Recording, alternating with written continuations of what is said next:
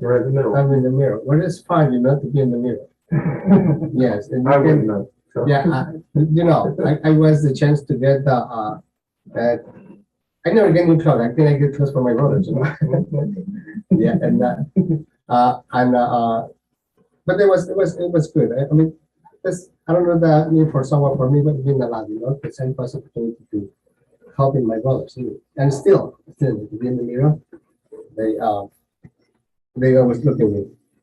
So we tried to get in the seminary by this time, but we realized it was so expensive.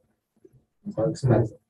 It was out of my hands to even try it. But even to get some support from the church, it was not in my hands to get it. It's very expensive in Mexico to carry the seminary. So I was frustrated, sad, you know. But this time I was in the finished my what we call in Mexico secundaria. It's like in the middle to the high school because I was 15 years old, and this time I have to start working. It was 15 years, maybe 14, 15, start working. And they told me, you know, I can help you until the finish your secondary. And if you want to continue the student, you have to support yourself. Because I have a lot of life to continue supporting. I mean, that's fine. This is my reality, you know. So I start working, but I never start to go to the school. So I was student in the high school, or and I finished my high school, and I went to start teaching in the university. So the way we get in the school there, we had to be like a rifle. And then sort of do, if it's your name, you can decide with the school you can go. So in the school that was elected, it was I tell you a couple hours away from Mexico City, from my home. So what I realized is it was so hard for me to accomplish the school and cover my expenses. And I can do it, you know. I have to stop and say, no, I can do this. So out of my hands, because there's no time to work, and no time to get an income and support. So, but you know, I was in this time. One of my cousins said, you know, why don't you try in Puebla? I said, well, let's see, you know. And when I moved to Puebla and I started to transfer all my classes to the university, they don't accept my transfer. So I have to start over in there. But I see that it was better because anywhere you move it is faster to Mexico City, it's closer. And I said, I got a good time to even working. And that was like this. I working in the morning, and as soon as I get into the to the Puebla, I start working by the government office in there. And I get into the legal department, no accounting. So I was around to the many lawyers. Okay. Yeah, okay, it's a work, right? And I was able to work and go to the school. Yes, and it was again with the experience, you know, to be able to work. And by this time, I even we get an apartment, and I was living with my aunt. A year after, I decided to go to the separate with the family. We are renting with another friends like here, you know, school. And but this time I my first day in the school, I meet Norma in there. So I know that she's gonna be something special in my life. So we got a classmate for the entire career in Puebla. And how old were you when you met? I was probably 20, something like that. Yeah. So it was a good time in Puebla. We get a graduate after this, and but this time we have decided Norma and I to, well, we started a relationship, and after that we also working, and I started working in my area as accountant because I graduated as accountant in Mexico. But I never leave my other job, so we have to get the two jobs. And it was becoming bit good, but we got some kind of recession in Mexico by this time. Mm. And I realized that because I see the economy, how bad it was, in the labor department, we were able to, because we in charge to recover credits from people, and how can you get money from people who don't have money? Yeah, It was pretty sad, yeah. very sad, and So you worked for a firm that was like a debt collection firm? something like that, Okay. So we are planning a process for the people who don't get a legal process, Okay, for the people who didn't get cover many kind of credits, by the way. okay. So so it was very hard time for many people, So this time my brother in love, are we getting married, by the way, now finally? Yep. He took a lot of while to say yes, okay? But as he said yes, and but we faced it, this reality. Now, okay, it's gonna be hard, because the honeymoon was so short, to Mm. step in the reality. So one of my brother-in-laws told me, I'm going to the United States because I spur. So, well, I think that in this time I can try. So like in many immigrants would be coming in here, say, oh, I was gonna try 6 months in here.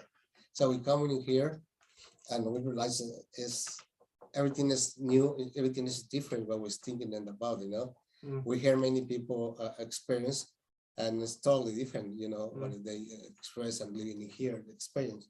So I'm still working, here in the factory, like many people, but it was pretty hard. Many times I was sitting by myself to say, what am I doing here? Mhm. It's supposed to be it's so different be behind a desk Mm. and then dressing every day in the tie and the switch and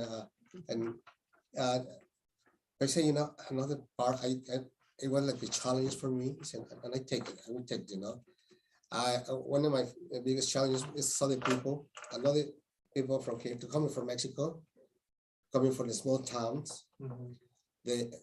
Those people don't speak Spanish either, Ah, but they were speaking English.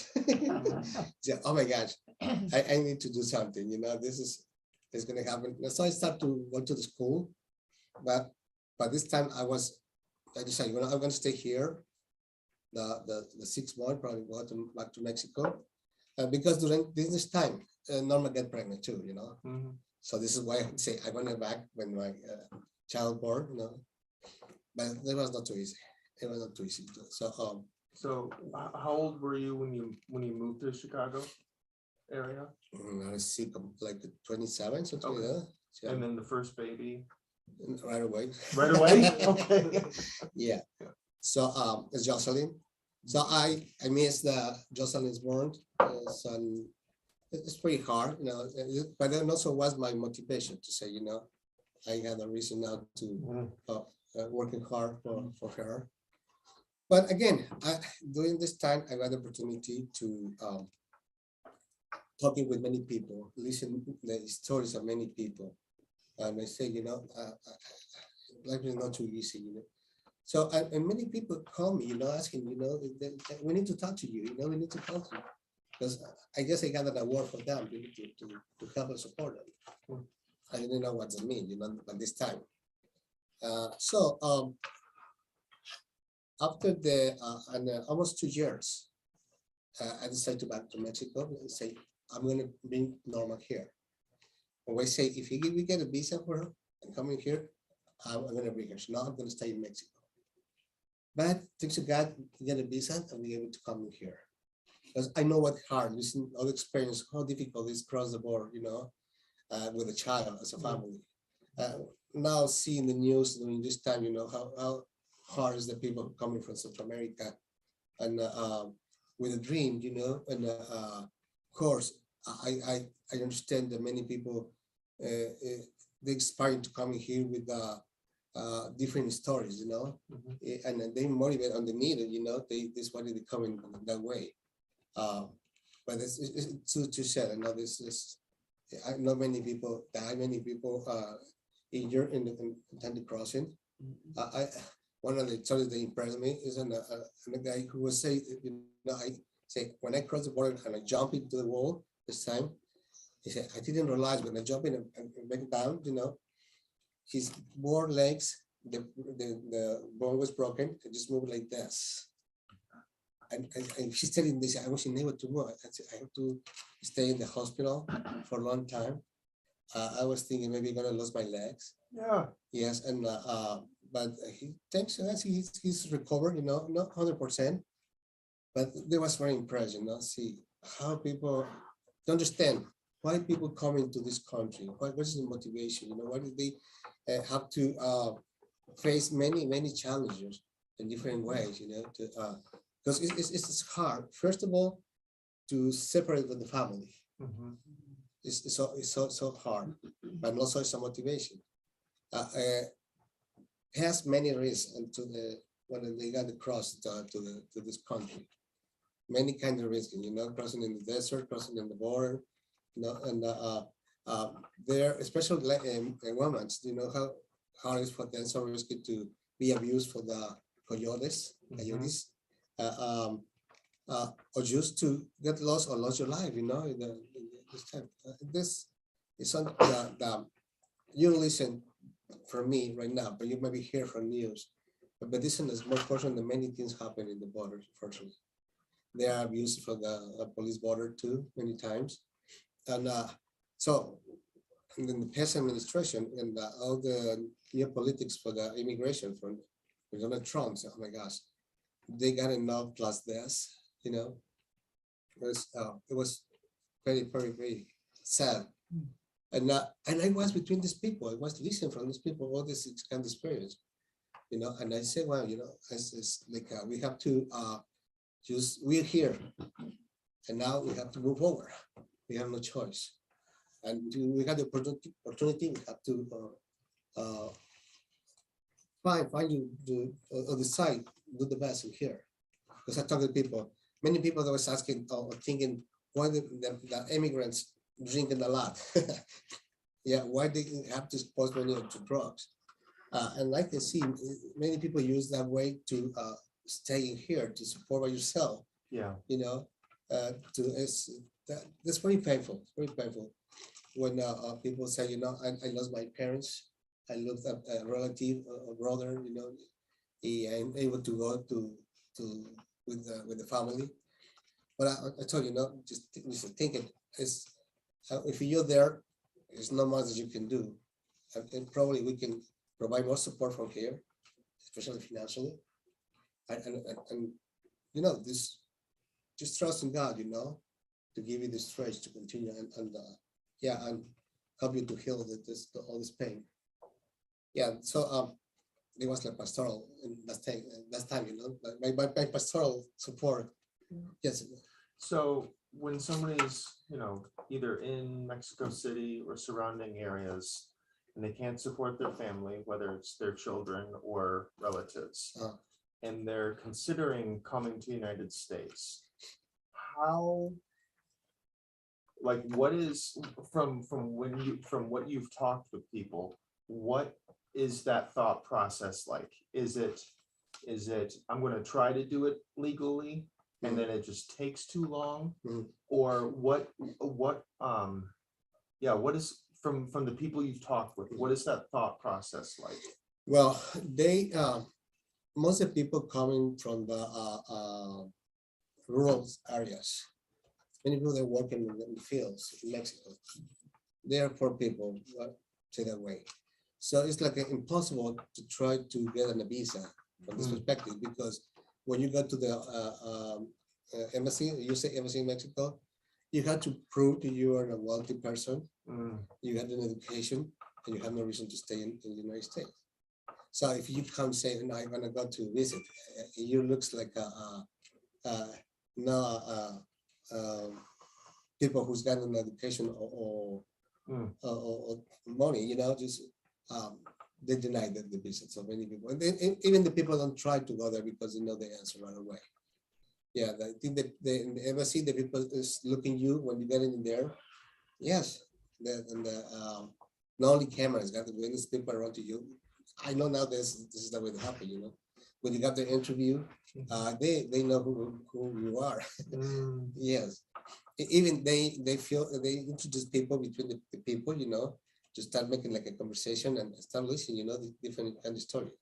It's amazing. Yeah. So I know when we went to the embassy, when it was an people front to us with this wearing like a jewelry, golds and stuff. I guess look at the money. But when I start talking with the people, they realize that this is not Mm. real.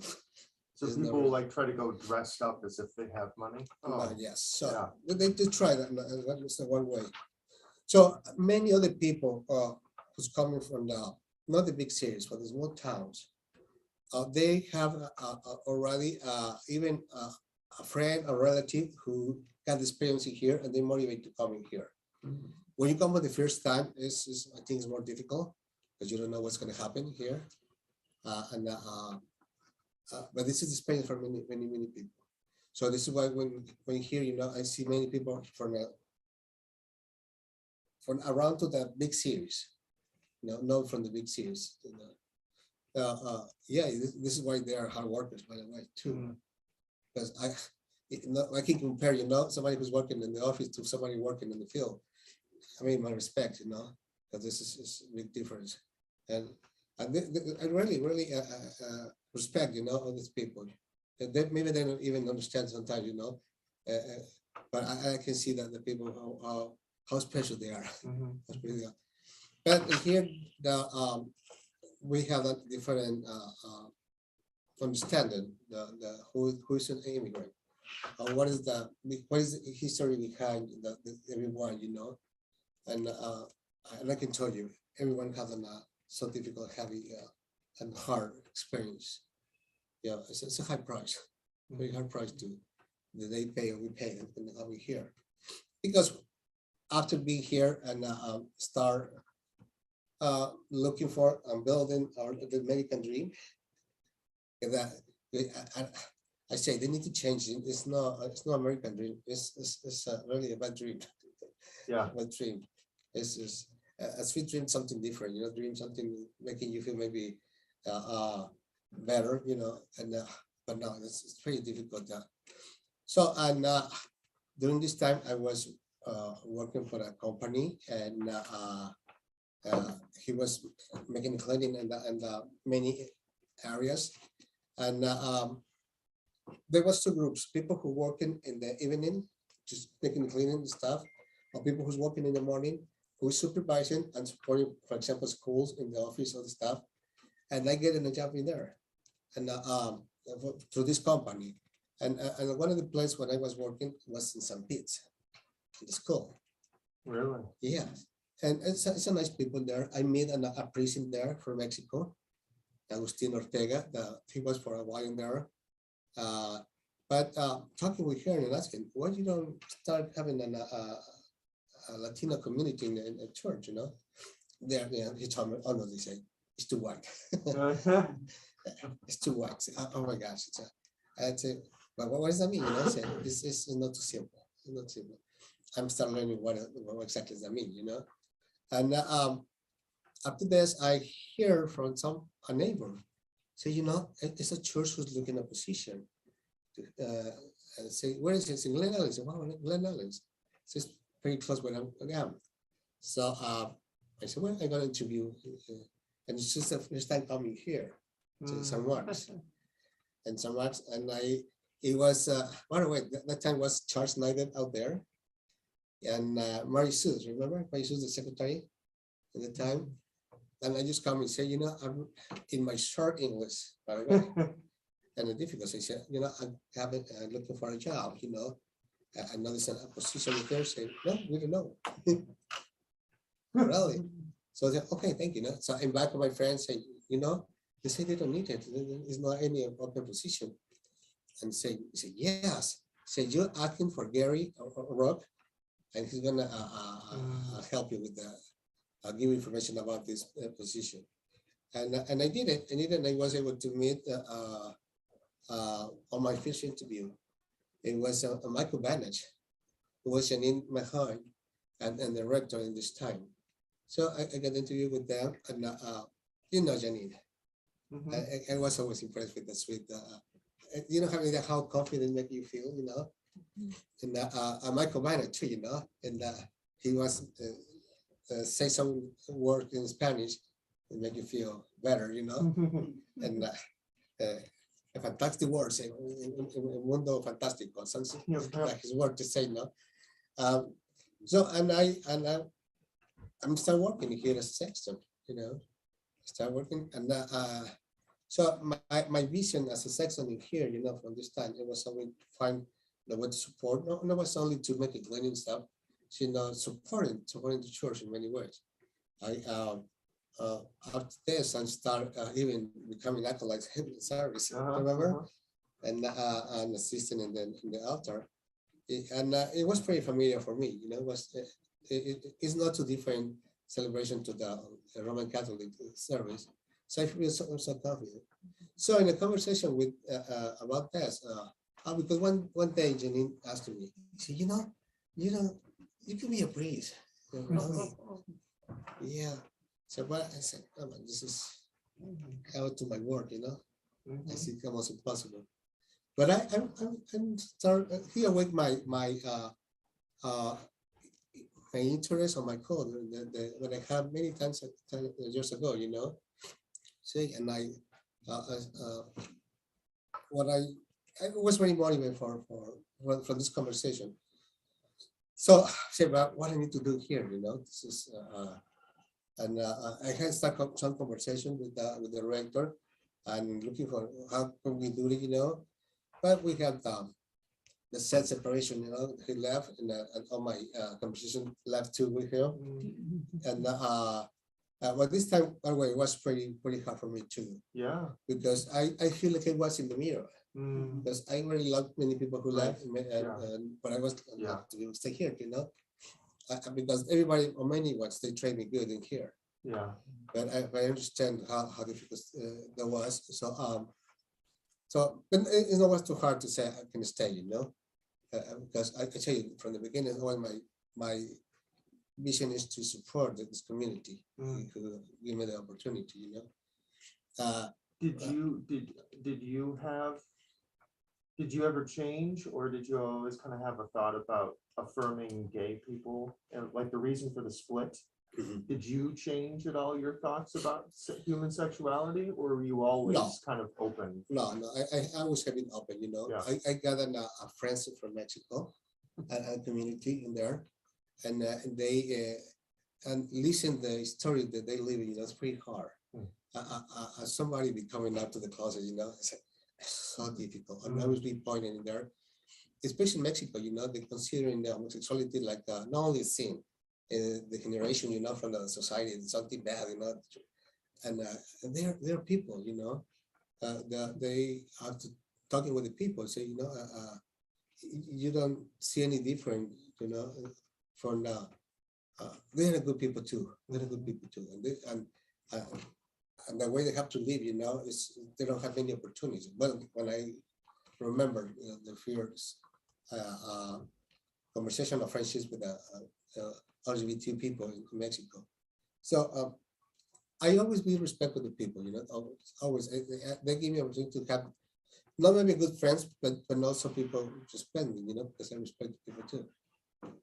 So after this, um, uh, and George coming here, and mentioned one day to George my interest, and the idea, because a long time ago, people asking when I said, we can have a service in Spanish here for people, and somebody tell me, what is it? What's the Latinos in here?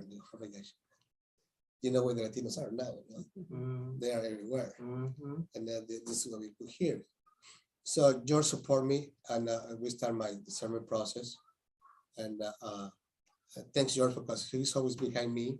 He knows that whether no one my story before, to share it with you and all details, and it was pretty difficult. I tell you, as an immigrant, you have to face many challenges.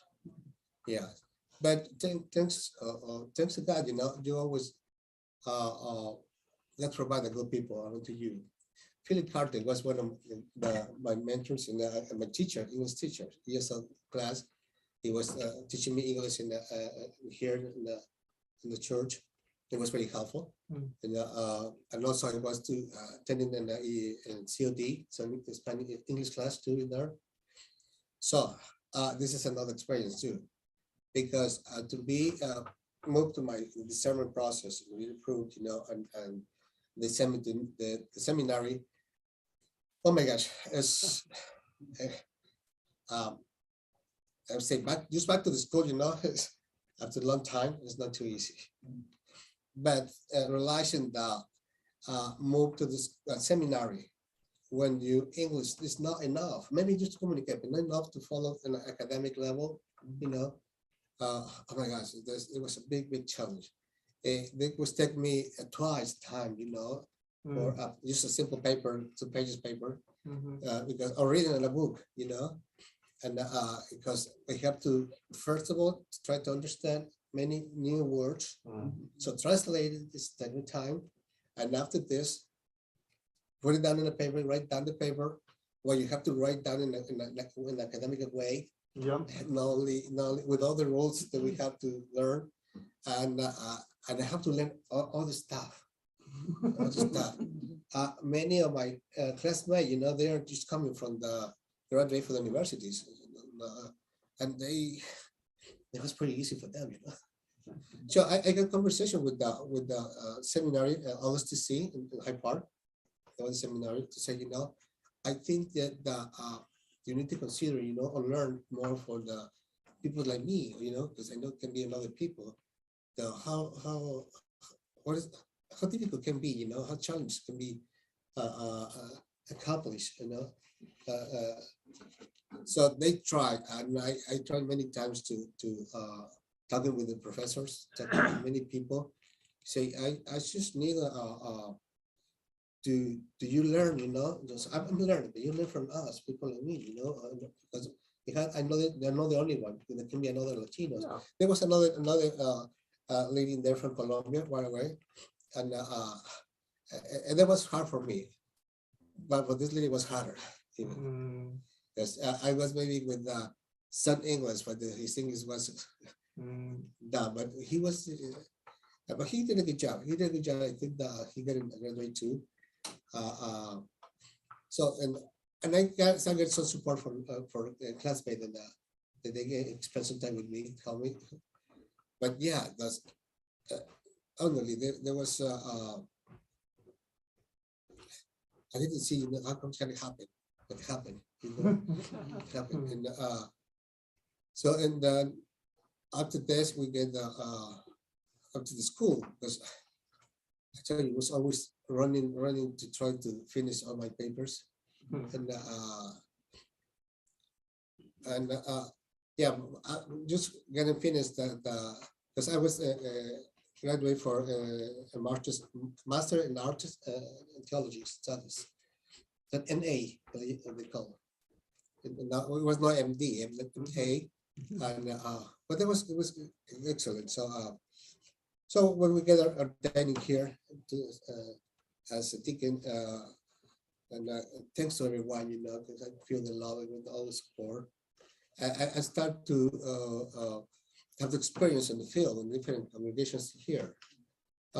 Some of that experience that was not too good, by the way, but I think we have to live in some point the way to learn, the learning.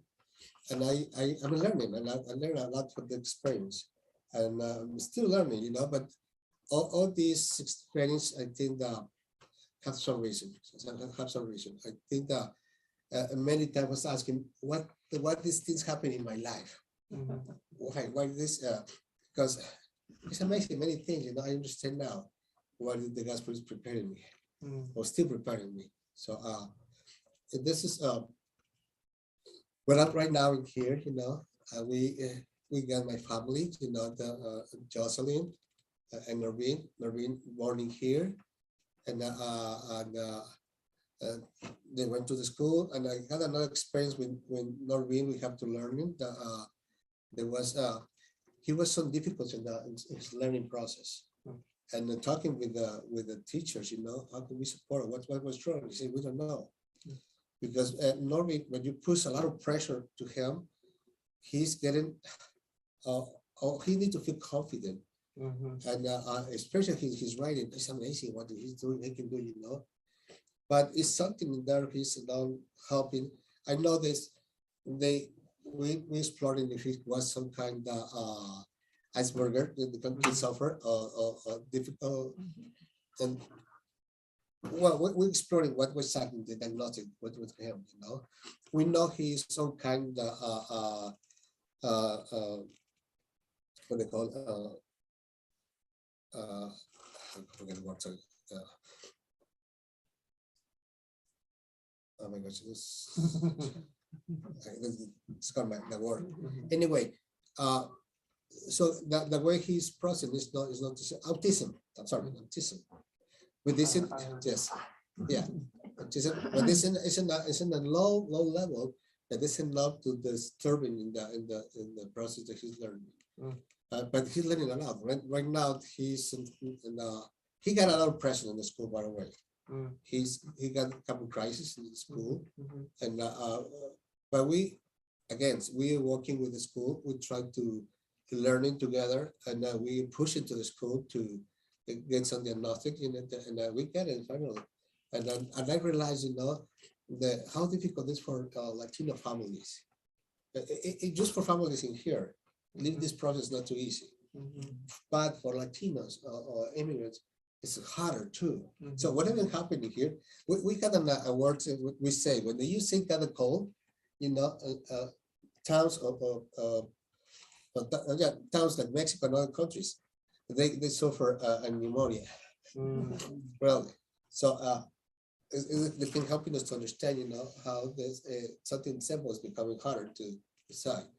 Um, so I think that was really helpful with for me to able to support another people to helping us to helping exploring and I think becoming a deacon here that will make the contact to another people and we haven't here many some conversation with people, especially Latinos, to find out how can be face it. This is how can they get looking for, you know, support his child and or as a parents too, you know. Well, there was like a blessing for me because being in St. Mark's and I know how the actors in here, the house, the work he's doing out there and helping other people is a blessing, you know. I understand that I'm trying to define my role in St. Mark's. Yeah, working with George, we've gotten a great vision, you know, especially with the Latinos. Working with Kim Reed, you know, and also and she's got a good understanding, you know, how difficult it is for many families. And and I start working collaborating with them. This is an opportunity for me to, you know, to do something when I understand, you know, I understand, but it's always good to find or learn that way you can provide support for other people, not only pastoral, and how can be able to knock the doors, you know, or what direction go. During this pandemic, I was in contact with or meet with the group in the DuPage County. They call the group HEART Group. The HEART Group, they are looking for the have an understanding to how to support the minorities in the town in the county. Sorry. So one of the hard time was in the beginning when they asking, you know, how can we why the Latinos don't respond the same getting the shot. Well, we had conversation and explained, you know, what happened. You know, so one of the three biggest challenges was they realized that the staff that was not ready to respond to this community because they was asking for license drives or some kind of passport, like ID, you know. So this is really intimidating for the Latinos, you know, when people don't have this. It's like voting. Like exactly. Yeah. Yeah. And also getting to the clinics, you know, centers, and just face a policeman in the door and a National Guard in there, you know, and with all the politics out there from Trump, you know, that it was difficult to trust, you know, or getting in there to go for a simple shot. So they understand that, they move out to many police, the presence, and they learn to how recognize different way to get your ID, Mhm. They didn't know that the Mexico provide two kinds of IDs. One is the passport, or another one they call matricula consular. It's some kind of ID for the consul. So people were getting training, and that was good. You need to raise your voice to be able to. They understand that, and then other people were supporting, and they know they have to. They have a lot of work to do, and because there was one of the steps you have to face, because another one was the people that was so, and also to with all the theories that was out, that there was a risky that you can get on a chip if you didn't get in the shop, things like that, or the way that the government's gonna tracking, who you are. I don't know. Was there as much, is there as much like disinformation or conspiracy theories in Spanish as there are in English, like with QAnon and everything? Do you feel that? We listen many things, similar things, Yeah. but the way we interpret it is so different, Sure. Again, as an immigrant, there's not only the third of misinformation that is there. You add this, all the first that you carried out, in your life. Wow. So it's very, very difficult, yeah. But like here, I see, thanks to Mark because he opened the door to the clinics, and many Latinos trust in St. Mark's, Mhm. trust in St. Mark's. We have done a good response, not in the beginning, I guess, because it was like people try to understand, have an understanding, process, this information. So, but yeah, I hear that the people, not only from St. Mark's, people from outside was recommend St. Mark's, because they know that we don't ask for any ID, or any ID you can provide is good, and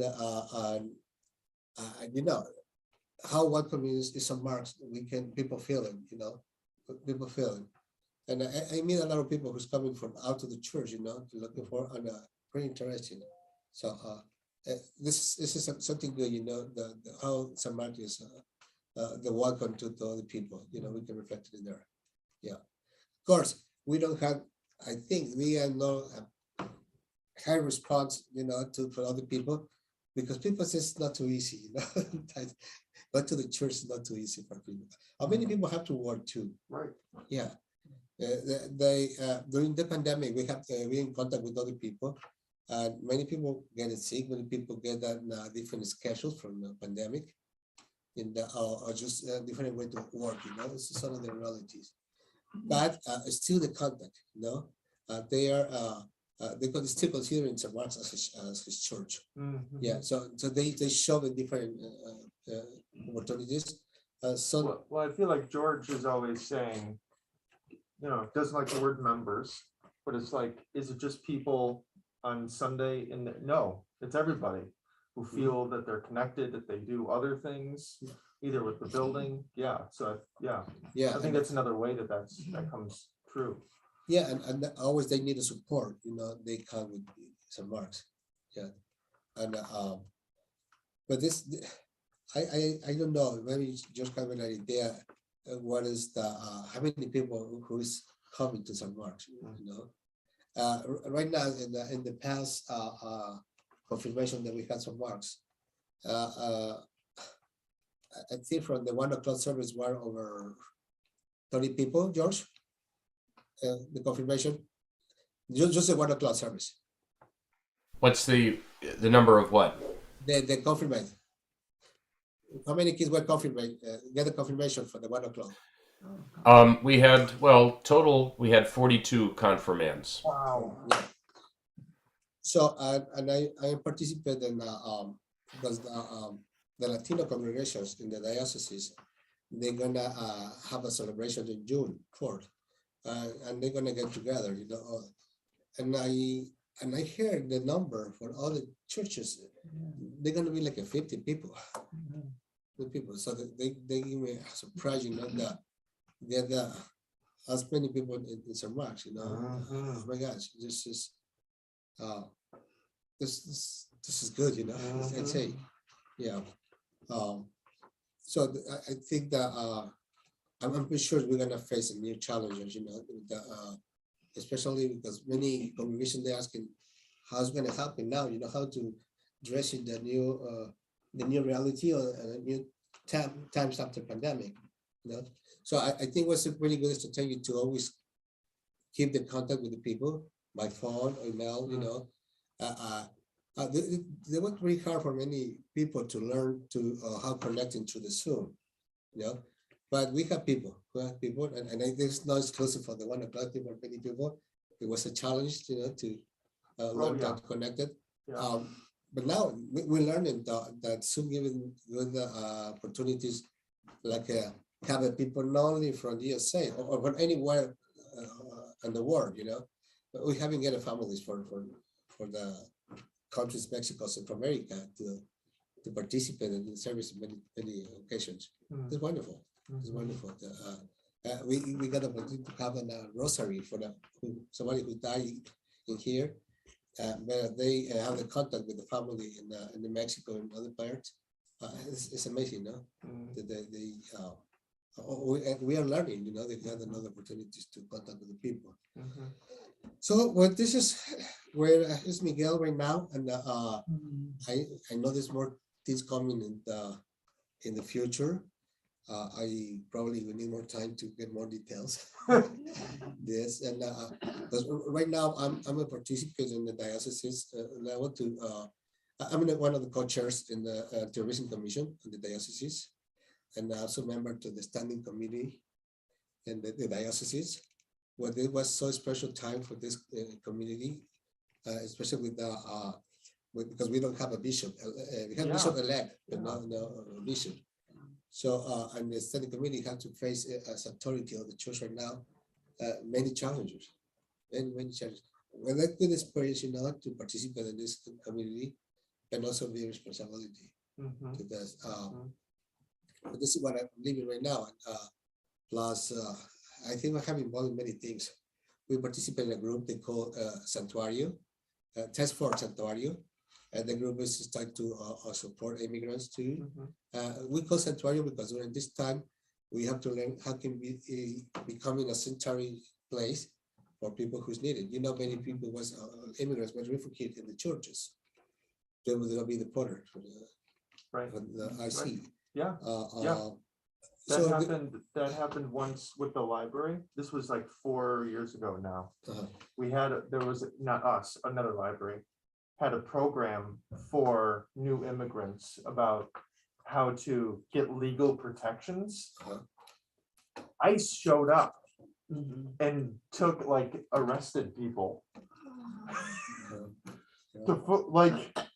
So I hear you about how do you provide a space and you want to get people together, but if people are nervous about coming together.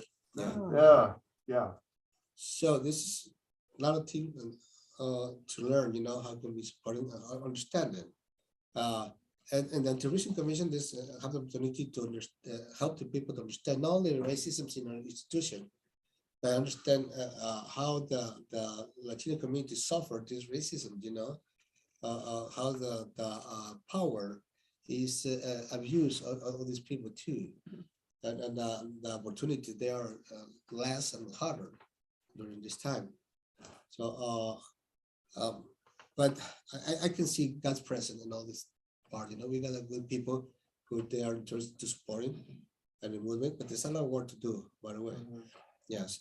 So all this needs to happen again in my life. I understand now that it had some purpose, you know, so that got some he's coming for some reason. And I will continue serving. Yes, and Are any of our people deported? Is anybody ever? I always pray that our people will be safe here. Well, are they, or are there some people that we know and love? we had some families they suffer deportation from here, unfortunately. Yes, and this is a reality. Some people where they weren't able to come back because the family is here. Mm. But then so high risk, now that they run the risk, and they take the risk to able to support. Yes. So, but this is a good news. People who's participating in 1 o'clock, who's got there are people who's working right now, and they hope it could be changed now. The one that the immigration law changes, and they got on a way to becoming resident or citizens eventually. So this is one of the tasks to do. This task force sanctuary. We got a membership with the ICR. It's a group, who's working close to support immigrants. They move even in the level with the people who represent in the political way, yes, and they haven't get many good things, like they got closed some detention centers in the area, yeah, and I'm working to try to change, yeah. But this, I think, is a lot of work, yeah. I So, mean, one of- Miguel, from the Zoom gallery, I'm also the timekeeper, knowing it's almost 10 o'clock. And I don't know if anybody on Zoom wants to offer a comment. No, actually, that's just, Okay, Thank you so much, Miguel. Yeah, I loved hearing your story and you were filling in some gaps that I had, so thank you. We're glad you're part of our community. thank you. You are something important in San Marcos, especially for the 1 o'clock service people, Thank you, Kim. Thank to you and George to support, Yeah. And thank you for being here. Lindsay, you want to say something? I was debating whether or not to let you hear all the noise in this room, but I did want to thank you as well. So I really appreciated hearing your story, and and just knowing you. Really appreciate that too. Thank you, Lindsay. Thank you. Appreciate that. Your work. Thank you. So wait for here. Yeah.